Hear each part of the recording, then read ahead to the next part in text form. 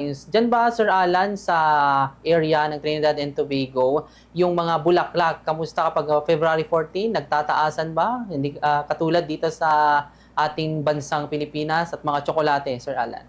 Hindi po. Hindi na, dito lang po hindi po nagtatasan yung mga roses o kaya yung mga normal price pa rin po. Hindi naman po kasi gaano dito na talagang dagsahan yung tao para bumili ho ng mga bulaklak at chocolate. Yes, sir. Sir, ano yung salita dyan na pwedeng yung mabanggit ng yung pagsabi nila ng pagmamahal nila? Yung salitang dyan, sir, sa Trinidad and Tobago. Paano nila maipahayag ito, sir? English-speaking country po kami dito, kaya ganun din po. Sa English po yung ano. Kaso nga lang may iba silang accent dito na English. Kumbaga Caribbean accent.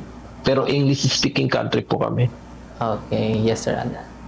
Yes, Sir Alan. Para po sa inyo, ano po yung parang mailalarawan ninyo sa pag-celebrate itong Valentine's Day? Parang ano po yung word, kumbaga, parang word na makakapaglarawan ng salitang Valentine's para po sa inyo? Syempre, special ito sa magkasintahan o kaya mag-asawa, di ba? I-celebrate ninyo kasi nga para sa inyo to araw ng mga puso.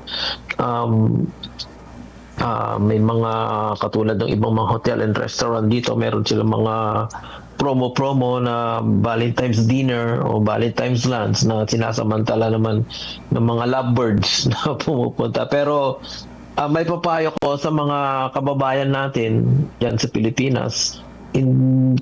Kumbaga ito yung araw ng puso, hindi lang yung kumbaga isi-celebrate natin ito para sa ating kumbaga pangalagaan din ho natin yung ating puso literally sa ating mga kinakain kasi nga po syempre heart day ito, kumbaga kailangang malusog po ang ating kalusugan, lalong-lalo na po ang ating puso, hindi lang po pag-celebrate ating pagmamahal, pagpapakita ng ating pagmamahal sa ating partner, sa ating girlfriend o kaya sa asawa. Kumbaga pangalagaan din ho natin ng ating puso katulad ng mga kinakain na hindi maganda sa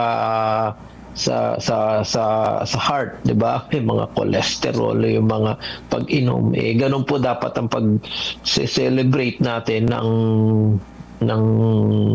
ng Valentine's kasi araw ng mga puso, ika nga nila, hindi lang ho literally na lovebirds, kumbaga yung puso ho talaga ho natin ang ating pangalagaan, ating kalusugan. Yes. Para po sa pangmatagalan na pagsasama. Kasi nga, 'di ba, kayo magdi-date kayo pero hindi nang pinapangalagaan yung inyong puso, baka mamaya may ma-atake o ma-stroke, wala ding nagse-celebrate nga kayo pero hindi naman maganda sa puso ang inyong inahanda, 'di ba? Parang wala ding silbi. Oo, yes, sir. Sir Alan, may ganap ba kayo this February 14? Meron ba kayong lakad? May date? Siguro meron may special na pupuntahan dyan kasi may promo dyan sa isang restaurant na Valentine's dinner.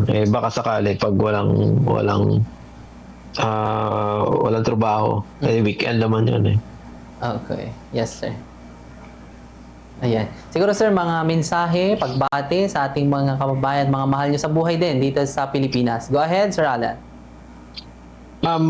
Binabati ko po yung mga kamag-anak at kababayan ko dyan sa Quiapo, Nueva Ecija na nag-celebrate po ngayong buwan na to ng kapiyastahan.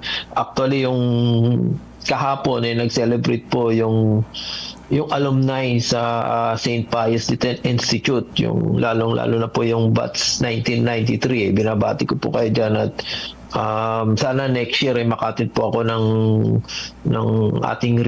aming reunion dyan sa St. Pius dyan sa Quiapo, Nueva Ecija, lalong-lalo na sa batch 1993 po. Ayan. Maraming salamat, Sir Alan, sa inyong oras at nakapanayam namin kayo. Mag-ingat kayo dyan, sir. Happy Valentine's po sa inyo. God bless po. Maraming salamat din po sa pagkakataon. Thank you, sir.